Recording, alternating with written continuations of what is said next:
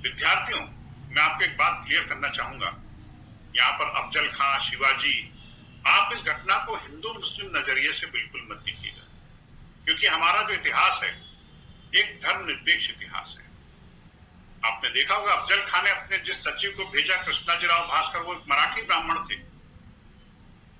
शिवाजी हिंदू राष्ट्र की बात करते थे, मगर वो मुस्लिम विरोधी नहीं थे, वो किसी धर्म के विरोधी नहीं थे।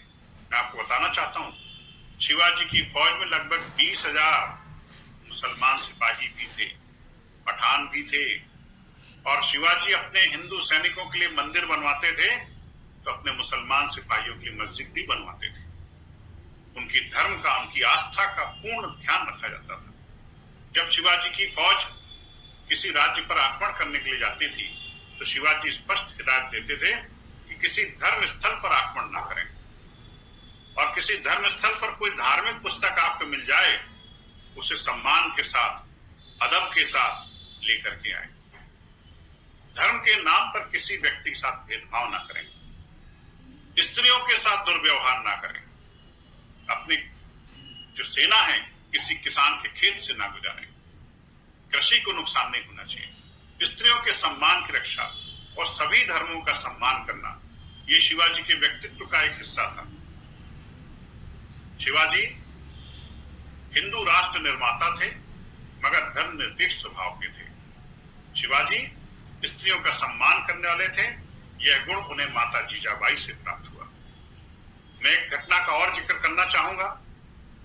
मैं आज आप लोगों से सामान्य बातचीत कर रहा हूं इतिहास की, क्योंकि आपकी और हमारी दोस्ती होना चाहिए सबसे पहले।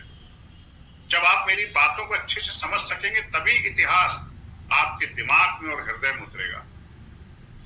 इतिहास को समझने के लिए दिल भी चाहिए और दिमाग भी चाहिए, और वो आपको आ जाएगा समझ में। एक घटना का जिक्र करना चाहूंगा। मराठा फौज ने एक मुस्लिम राज्य पर आक्रमण किया। वहां पर एक नवयुवती, मुस्लिम नवयुवती बड़ी सुंदर थी, उनके हाथ लग गई। मराठा सैनिकों ने सोचा कि हम इसे छत्रपति को भेंट करेंगे, छत्रपति प्रसन्न हो जाएंगे। उस स्त्री को लेकर के छत्रपति के पास पहुंचे, कहा कि हुजूर इन्हें स्वीकार कीजिए। शिवाजी ने उस स्त्री को ऊपर से नीचे तक देखा, उनकी आंखों से आंसू बहने लगे और भाव विभोर होकर के बोले, यदि मेरी मां इतनी सुंदर होती तो मैं कितना सुंदर होता।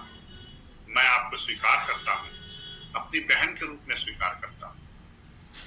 उन्हें अपनी माता जीजाबाई के पास सुरक्षित भेज दिया, और जासूसों के, गुप्तचरों के माध्यम से उस स्त्री के माता पिता की खोज की गई, और जब माता पिता मिल गए तो उस स्त्री को ससम्मान, जैसे घर से कन्या की विदाई होती है, उसी तरीके से उस स्त्री को अपने माता पिता के पास रवाना किया। ये चरित्र था छत्रपति शिवाजी महाराज का। ये चरित्र के गुण कहां से मिले उन्हें? माता जीजाबाई से मिले, समर्थ स्वामी रामदास जी से मिले। शिवाजी ने लगातार बीजापुर,